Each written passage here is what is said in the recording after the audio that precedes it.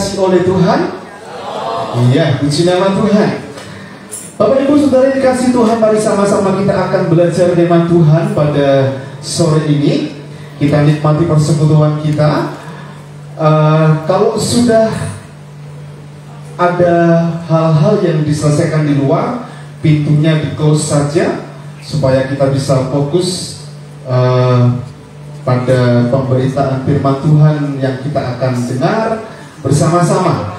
Bapak Ibu Saudara yang dikasihi Tuhan, PGI pada tahun ini memberikan tema Natal tentang kemuliaan bagi Allah dan damai sejahtera di bumi.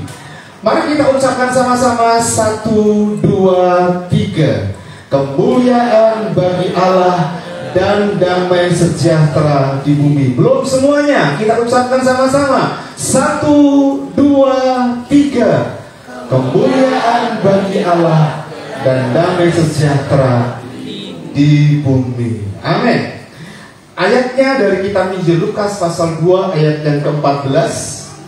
Ayat emas kita, tapi untuk mengetahui secara menyeluruh, mari kita akan perhatikan bersama-sama mulai dari ayat 1 sampai dengan ayat yang ke-14. Bapak Ibu perhatikan di slide yang saya siapkan. Demikian firman Tuhan.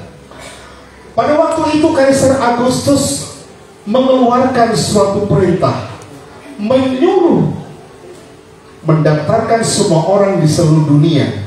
Inilah pendaftaran yang pertama kali diadakan sewaktu Quirinius menjadi wali negeri di Syria. Maka pergilah semua orang mendaftarkan diri masing-masing ke kotanya sendiri. Demikian juga Yusuf pergi dari kota Nazaret di Galilea ke Yudea, ke kota Daud yang bernama Bethlehem, karena ia berasal dari keluarga dan keturunan Daud, supaya didaftarkan bersama-sama dengan Maria, tunangannya yang sedang mengandung. Ketika mereka di situ, tibalah waktunya bagi Maria untuk bersalin, dan ia melahirkan seorang anak laki-laki, anaknya yang sulung. Lalu dibungkusnya dengan lampin dan dibaringkannya di dalam palungan, karena tidak ada tempat bagi mereka di rumah penginapan. Ayat yang ke-8. Di daerah itu ada gembala-gembala yang tinggal di padang menjaga kawanan ternak mereka pada waktu malam.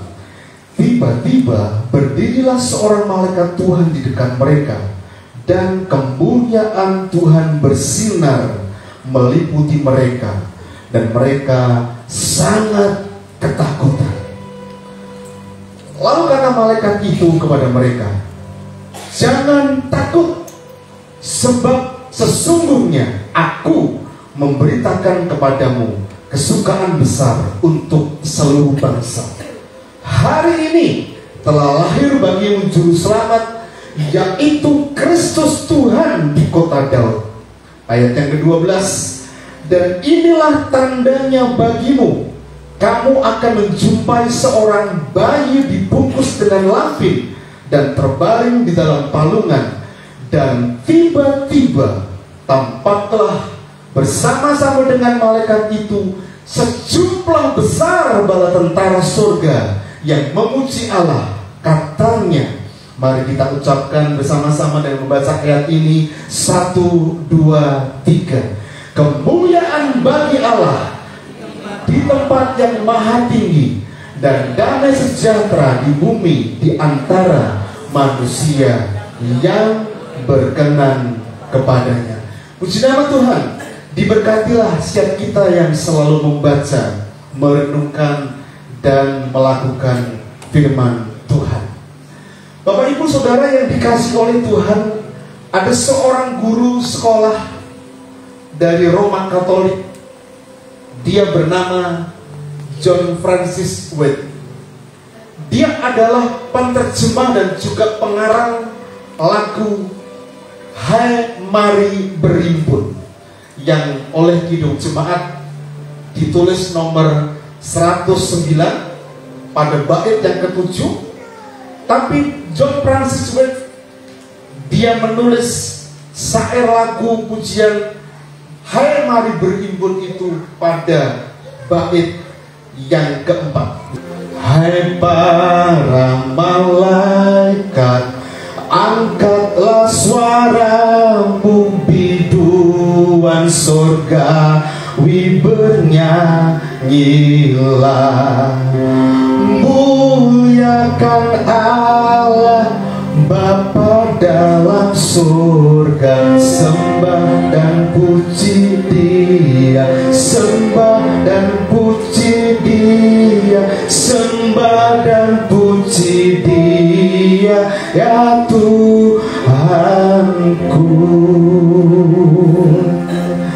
Bapak Ibu Saudara yang dikasih oleh Tuhan, ketika John Francis Wade ini mengarang lagu ini, ada beberapa syair.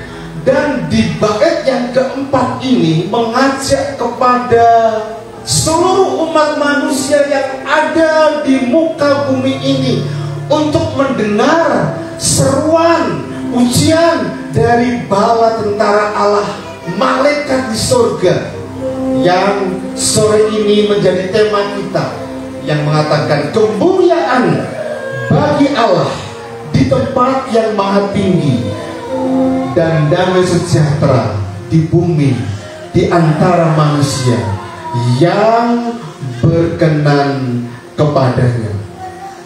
Bapak Ibu Saudara yang dikasih oleh Tuhan, ayat-ayat yang kita baca, terutama di ayat yang ke-14 dalam kitab Injil Lukas pasal 2 ini, ada bagian yang sebetulnya satu kata dari kata yang memang menjadi inti dari semua pergumulan kehidupan manusia, yang mungkin kata itu selama ini tidak pernah kita perhatikan. Kata itu bukan kemuliaan saja, kata itu bukan damai sejahtera, tapi kata itu adalah ini, dan. Iya, kata ini seringkali tidak pernah kita perhatikan dalam ayat ini. Dan apa sih artinya dan?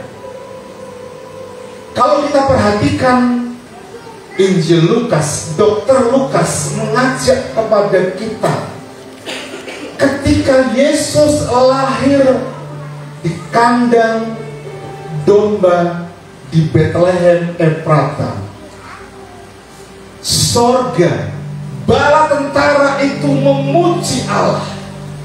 Tapi itu tidak hanya di sorga yang memuji Allah, tapi ada kalimat dan damai sejahtera di bumi di antara manusia yang berkenan kepadanya. Kata ini mungkin tidak pernah kita perhatikan.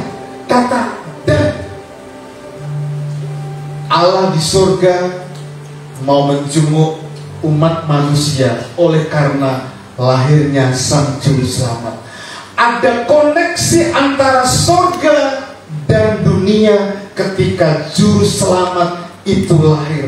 Ada hubungan yang manis antara Allah dan manusia ketika anak itu lahir. Walaupun ketika dia lahir sebagai bayi, semua orang belum melihat bahwa nantinya 33,5 tahun lagi bayi yang lahir di palungan itu, bayi lahir di kandang itu dan diletakkan di palungan itu, akan menjadi juru selamat dunia, mati di atas kayu salib menebus dosa kita. Mungkin dari antara kita mungkin juga berpikir apa artinya dan? Tapi dan dari teks ini memberikan pemahaman kepada kita bahwa surga dan dunia ada koneksitas karena ada lahirnya juru selamat dunia. Karena itu pujian yang dinaikkan malaikat di surga yang mengatakan kemuliaan bagi Allah, ini adalah seruan, ini adalah sebuah kata-kata profetik yang memang kita perlu paham bersama-sama. Dan kemudian dilanjutkan dengan sebuah pujian kalimat.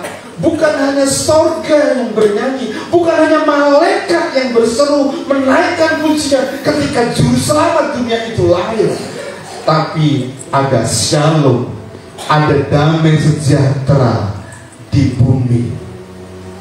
Ketika kemuliaan Tuhan dan damai sejahtera itu berada di tengah-tengah umat manusia, yang menjadi persyaratan penting adalah apakah ada di antara kita, di kehidupan kita, ada perkenanan Tuhan, ada di antara kita yang menjadi manusia yang diperkenan oleh Allah. Bapak Ibu Saudara yang dikasihi oleh Tuhan, mari kita belajar bersama-sama memaknai apa makna kemuliaan bagi Allah dan damai sejahtera di bumi di antara manusia yang berkenan kepadanya. Khususnya bagi kita umat Tuhan, gerejanya yang hidup pada zaman sekarang ini. Ketika kita menjadi umat Tuhan, ketika kita percaya kepada Kristus, Anda dan saya dihisapkan menjadi orang yang menjadi milik Allah. Anda telah ditebus oleh darah Kristus, dan kita percaya keselamatan itu pasti buat kehidupan kita. Amin.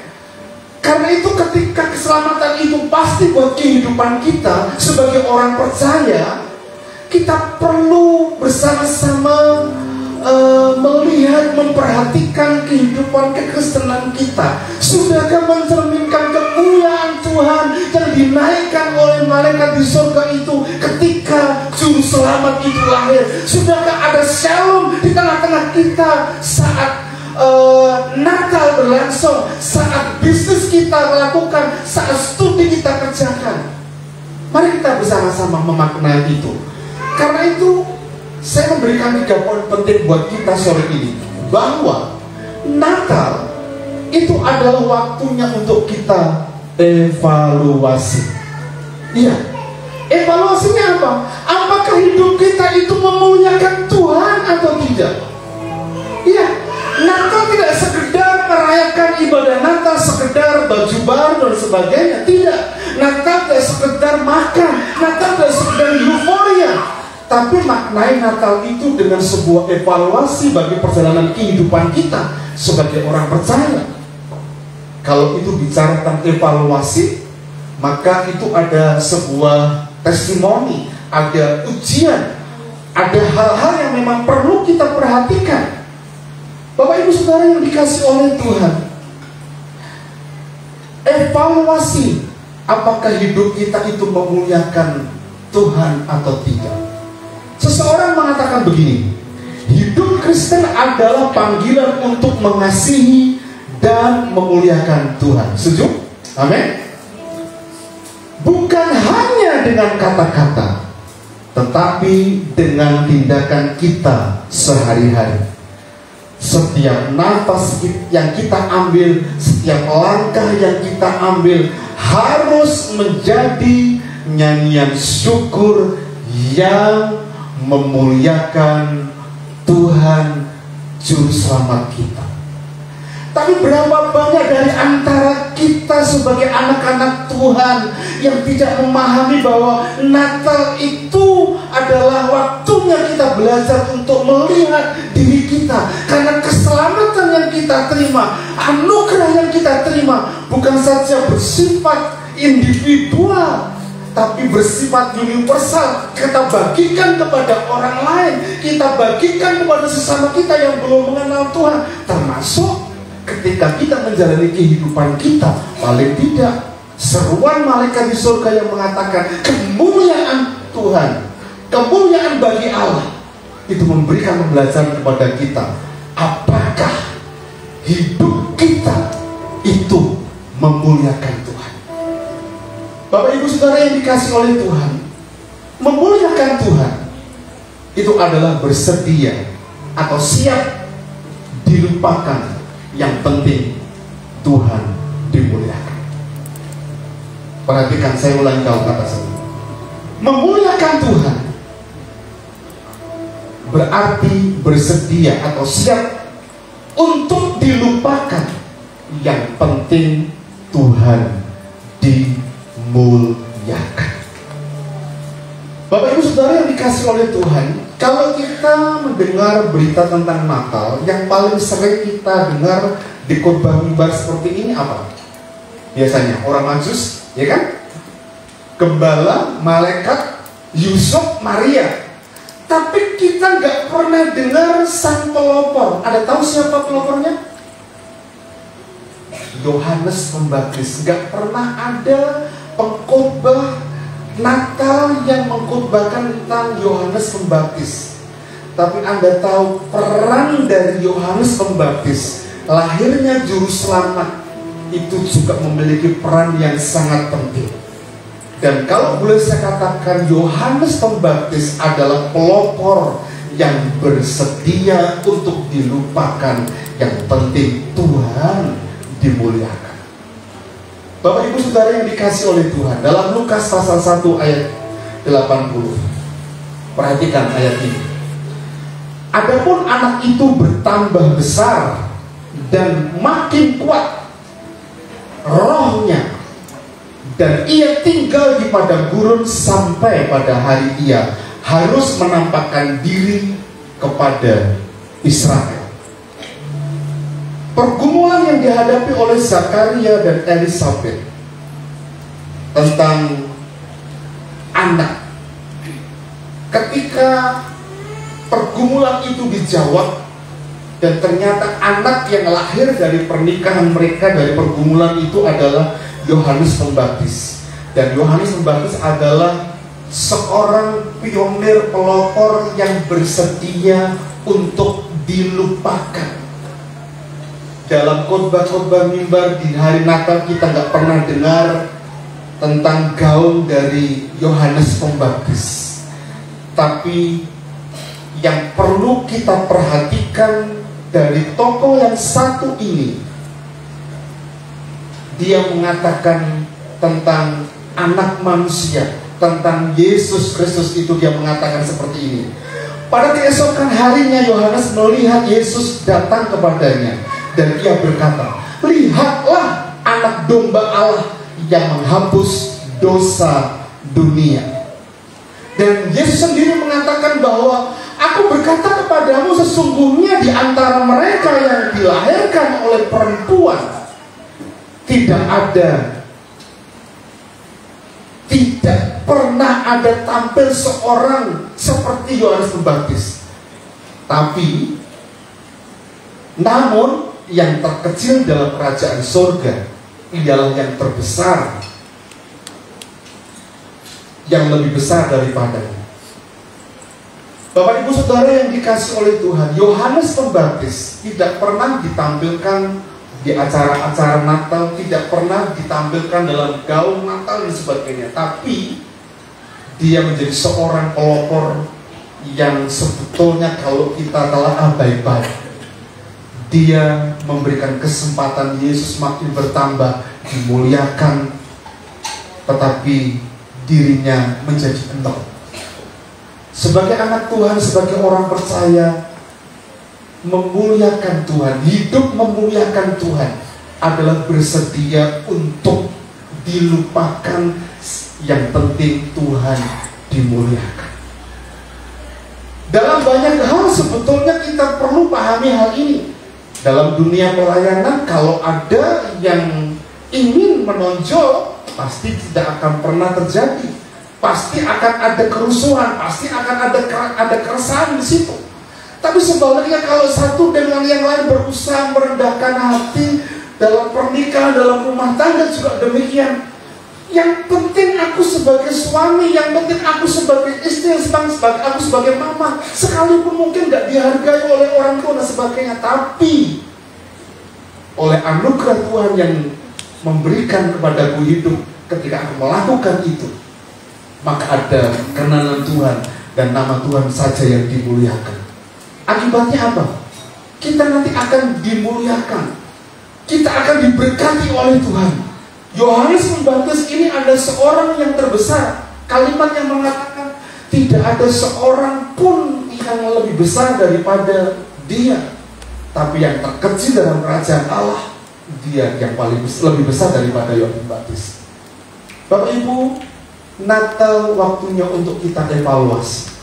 Apakah hidup kita sebagai orang percaya dalam dunia bisnis, dalam pekerjaan kita, dalam rumah tangga kita memuliakan Tuhan, atau sebaliknya sudah kita di labeling di masyarakat ini Kristen, orang percaya, orang Kristen, katanya kok Kristen kok begitu, katanya Kristen kok bisnis begitu, katanya Kristen kok kuliah plagiat dan sebagainya. Tidak memuliakan Tuhan. Karena itu Natal, lahirnya Yesus Kristus sebagai juru selamat, adalah waktunya untuk kita evaluasi apakah hidup kita memuliakan Tuhan. Dalam kitab Amsal pasal 3 ayat 9 ayat dengan ayat 10, memuliakan Tuhan bisa bicara tentang sikap hidup kita. Tapi menurut kitab Amsal mengajak kepada kita, muliakanlah Tuhan dengan hartamu dan dengan hasil pertama dari segala penghasilanmu, maka lumbung-lumbungmu akan diisi penuh sampai melimpah-limpah, dan bejana pemerahanmu akan meluap dengan air buah anggurnya. Pekerjaan Tuhan yang Tuhan percayakan kepada kita sebagai gereja Tuhan, di mana Tuhan memberikan kesempatan untuk kita bertumbuh mengasihinya, adalah kesempatan untuk kita mengaktualkan diri kita di semua eksistensi kehidupan kita, talenta, keuangan, pekerjaan, semua. Tapi pertanyaannya, karena sekarang ini ada banyak gereja-gereja Tuhan yang, atau anak-anak Tuhan, kalau gerejanya mungkin tidak, tapi anak-anak Tuhannya yang ada di situ, yang sedang bermain, yang sedang di situ, tidak mencerminkan sikap hidup yang memuliakan Tuhan. Karena itu saya menghimbau Bapak Ibu, pahami baik-baik. Cari gereja yang sehat, cari hamba Tuhan yang menyenangkan, yang hidup memuliakan Tuhan, cari komunitas yang menyenangkan Tuhan. Supaya apa? Supaya kita ditata bertumbuh mengasihi Tuhan lebih lagi dalam pengiringan kita kepada Tuhan. Karena saat kita diinvestasikan dalam seluruh pekerjaan kita, talenta kita, kemampuan kita, termasuk keuangan yang Tuhan percayakan pada kita, berkat itu akan mengalir. Kalimat ini mengatakan, lumbung-lumbungmu akan diisi penuh sampai melimpah-limpah. Jana pemerahanmu akan meluap dengan air anggur, dengan air buah anggurnya. Yang kedua, Bapak Ibu, Natal adalah waktunya untuk kita evaluasi apakah hidup kita sebagai orang percaya membawa damai bagi dunia, membawa damai, membawa shalom, damai sejahtera di bumi. Dalam Lukas pasal 2 ayat 14 bagian B. Damai dari kata shalom itu ada beberapa pengertian. Yang pertama, damai itu utuh.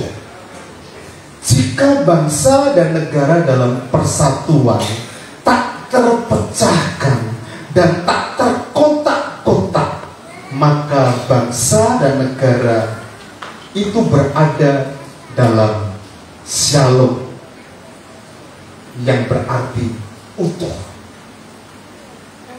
Ketika rumah tangga itu utuh, tidak terkotak-kotakkan, tidak terpecah, tidak tercerai berai, itu artinya shalom. Ketika gereja Tuhan tidak terpecah, tidak terkotak-kotakkan, di situ utuh, shalom. Itu arti yang pertama. Yang kedua, damai itu diartikan selaras. Katakan selaras. Jika dua orang atau dua kelompok berdamai kembali dan memulihkan kembali hubungannya setelah beberapa waktu terputus dan renggang, maka dikatakan antara kedua orang itu atau kelompok itu terdapat shalom. Itu berarti selaras. Kalau ada di antara kita yang pernah CLBK, you know CLBK? Cinta lama bersemi kembali. Nah, itu artinya selaras. Shalom itu seperti itu. Kemudian dalam teks Ibrani yang lain ternyata juga diartikan berbeda. Ya, damai itu artinya makmur diberkati. Jika panen berhasil dan tiap orang tercukupi kebutuhannya, maka disebut rakyat hidup dalam shalom, dan itu berarti makmur, diberkati. Damai juga bisa berarti selamat, ya. Damai itu berarti selamat. Jika suatu perjalanan telah kita lewati dengan baik, tanpa gangguan, tanpa kecelakaan, anak yang antara waktu yang kita jalani, kita betul-betul mengalami keadaan yang baik, tidak mendapatkan kecelakaan di situ, maka ada keselamatan, ada shalom. Itu berarti selamat. Bapak Ibu Saudara yang dikasih oleh Tuhan, di mana orang percaya hadir, harusnya di situ ada shalom. Amin. Tapi ada enggak orang Kristen? Di situ ada orang Kristen, isinya pergunjingan, isinya gosip, isinya pertengkaran. Ada enggak? Ada, Pak, ya. Ada enggak? Ada. Siapa ya? Enggak tahu. Ada enggak? Ada. Bapak Ibu, Natal waktunya untuk kita evaluasi apakah hidup kita selama ini menghadirkan damai bagi orang lain. Mulailah dari keluarga kita.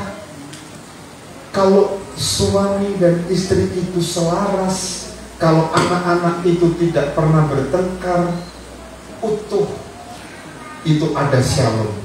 Dan yakinlah, ketika ada shalom, di situ ada berkat yang dicurahkan. Bukan berarti di situ ada shalom tanpa pertengkaran, bukan berarti tanpa perselisihan, tidak. Ketika perselisihan dapat diselesaikan, ketika pertengkaran dapat diselesaikan, di situ ada keutuhan, ada keselarasan. Itu yang namanya shalom. Karena itu Bapak Ibu Saudara yang dikasih oleh Tuhan, di situasi kondisi keadaan yang tidak mudah yang kita hadapi dalam kehidupan kita, terutama memasuki 2024 yang akan datang. Ada banyak ahli-ahli ekonomi yang memprediksi bahwa 2024 gelap. Ya, sama. Di akhir 2023 yang lalu juga mengatakan, pertanyaannya apakah kita mengikuti apa kata ahli atau apa kata firman Tuhan? Kalau kita sebagai anak-anak Tuhan, sebagai gembala jemaat, saya menyampaikan, ikuti apa kata Tuhan dan bukan apa kata ahli, bukan apa kata dunia. Karena apa kata dunia itu seringkali menyesatkan. Karena itu Bapak Ibu Saudara yang dikasih oleh Tuhan, di tengah situasi kondisi yang tidak mudah yang Tuhan izinkan kita hadapi, hadirkan diri kita sebagai shalom dan bukan sebagai pertengkaran atau sebaliknya. Menghadirkan shalom itu mudah nggak? Mudah, Pak, ya, kalau mau. Tapi persoalannya, mau nggak kita? Ayo kita belajar, mulailah dari keluarga. Seorang Fransiskus dari Asisi, dia pernah berdoa seperti ini. Perhatikan. Ya Tuhan, jadikanlah aku alat damai sejahtera-Mu, supaya aku mengasihi di mana ada kebencian. Bisa, Bapak Ibu? Di mana ada kebencian, aku memaafkan. Di mana ada saling menghina, mempersatukan. Di mana ada pertentangan, menimbulkan pengharapan. Di mana terdapat ketidakpastian, menyatakan terang.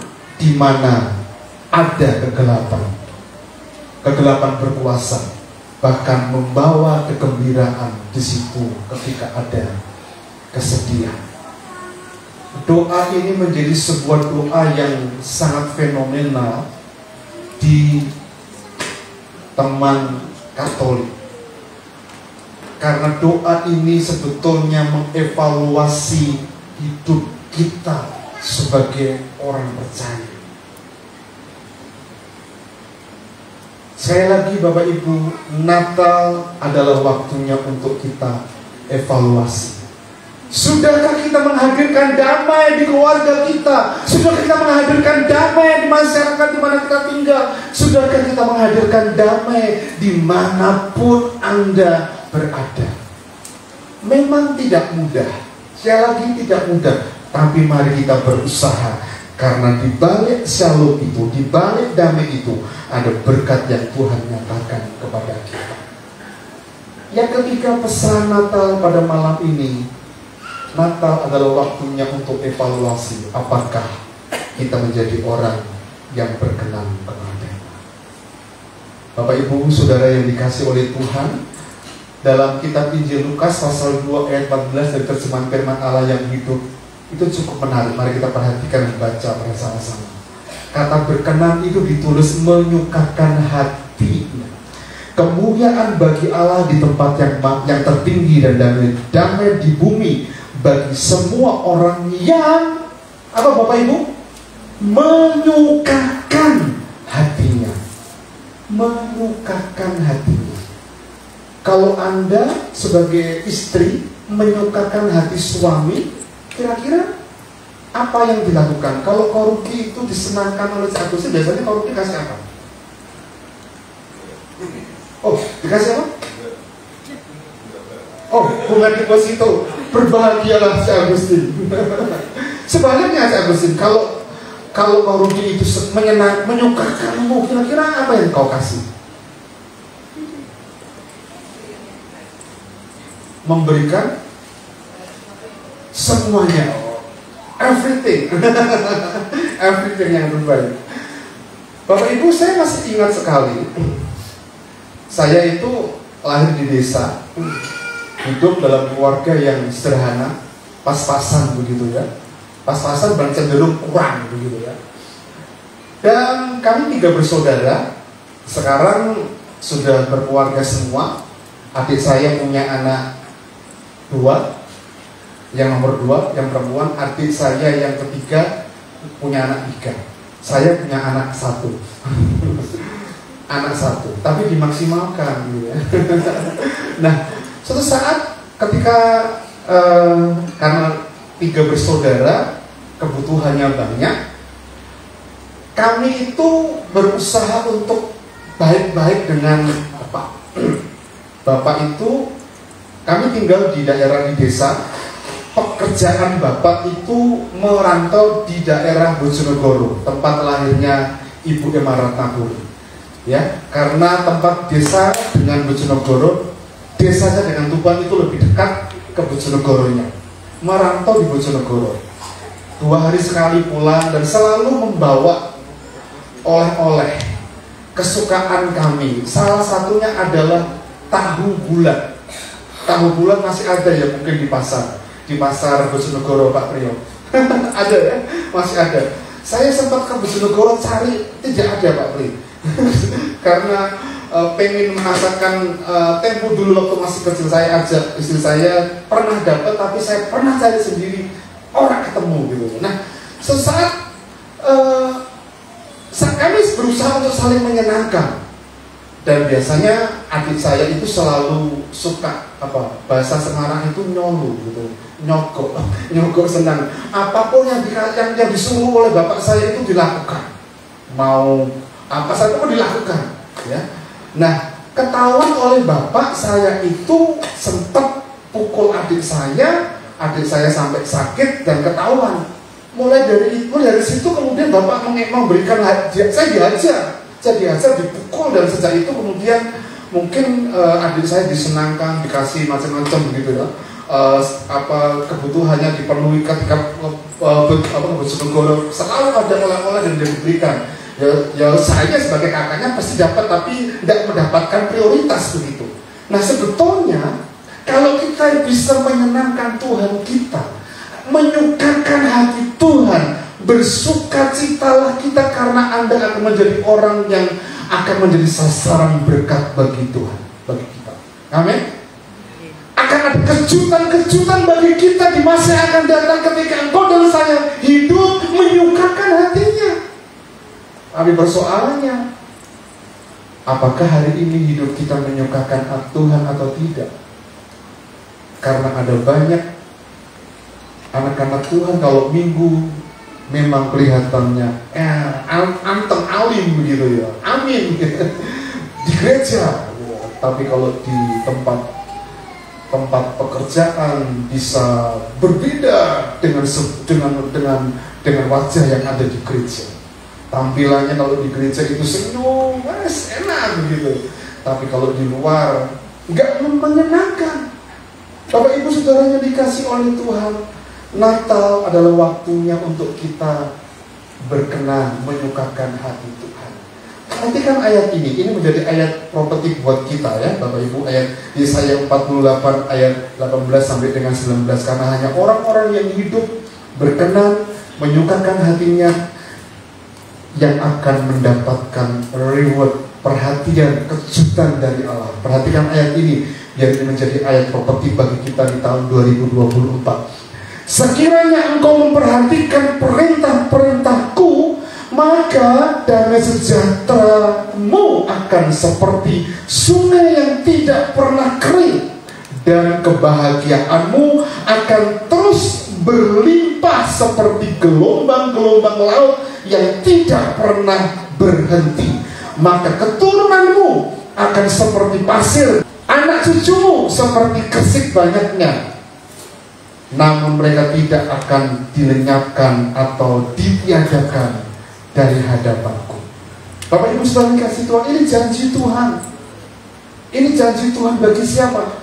Bagi orang yang hidup menyukakan Tuhan, orang yang hidup menyukakan hati. Ada pujian nama yang ditulis dalam kitab Mazmur pasal 37 ayat yang 23. Kita pada C. Tuhan menetapkan langkah-langkah orang yang hidupnya berkenan. Tuhan menetapkan langkah-langkah orang.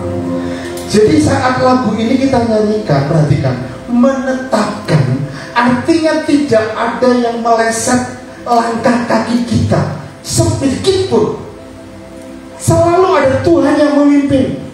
Sekalipun di situ ada lembaga kelaman yang Tuhan suruh di situ pada kita. Tapi pertanyaannya adalah, Tuhan menetapkan langkah-langkah orang. Yang apa Bapak Ibu?